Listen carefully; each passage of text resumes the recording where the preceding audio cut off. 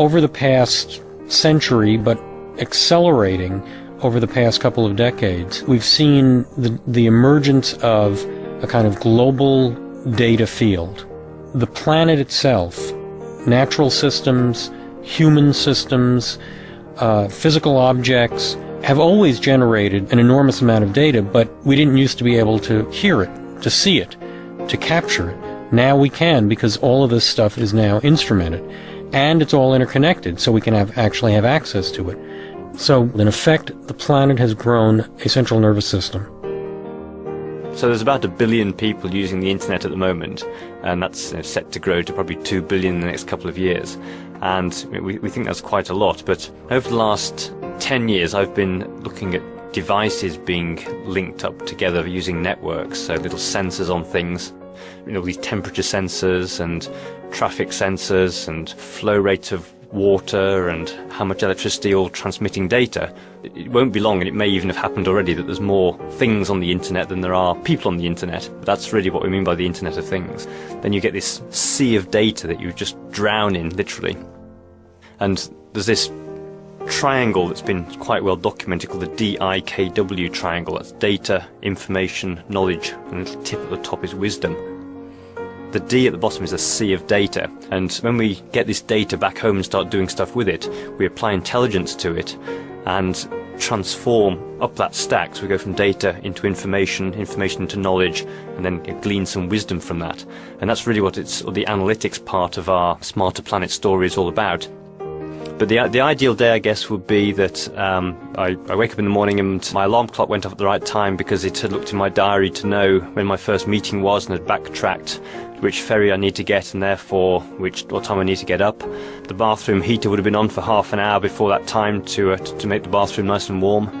I'd know that the temperature had been freezing overnight and therefore that my ice was going to need to be scraped off my car, so I need to leave the house 5 minutes earlier. And then I'd be getting a notification, perhaps an audio announcement in my car as I drive to the ferry saying, oh, the ferries are running 5 minutes late, so no need to rush, just take your time.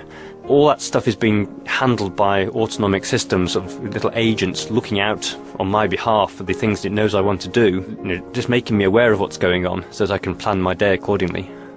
So the system of systems is really what emerges when you start to link these things up. So the fact that you've got isolated systems, for example, my house on its own, with its energy monitoring and the water monitoring and the detecting if the windows and doors are open, that kind of stuff. It's a system, certainly, but it's not a system of systems. But if you start to think about the power grid, first of all, the appliances negotiate with each other. So they say, okay, guys, Andy wants all three of us to operate, but it's going to be bad for the grid if we all go on at the same time. So now suddenly we've got systems talking to each other, sort of acting smarter because they know about each other, which overall makes the entire system more efficient.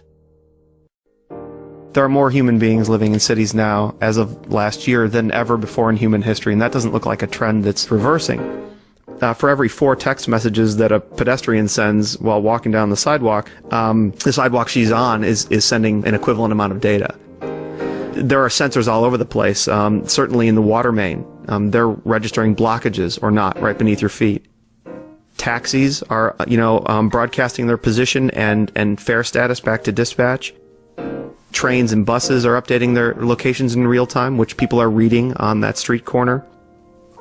A matrixing of services creates a more resilient thing. And, we can let a water main blockage speak to the road signals above it and do something quickly before police can get there.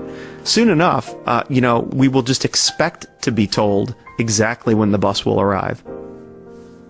Look at that complex set of relationships among all these complex systems. If we can actually begin to see the patterns in the data, then we have a much better chance of actually getting our arms around this. That's where societies become more efficient. That's where more innovation is sparked. When we talk about a smarter planet, you could say that it has 2 dimensions. One is to be more efficient, be less destructive, connect different aspects of life which do affect each other in more conscious and deliberate and intelligent ways. But the other is also to generate fundamentally new insights, new activity, new forms of social relations. So you could look at the planet as an information creation and transmission system. And the universe was hearing its information, but we weren't. But increasingly now we can. Early days, baby steps days, but we can actually begin to hear the planet talking to us.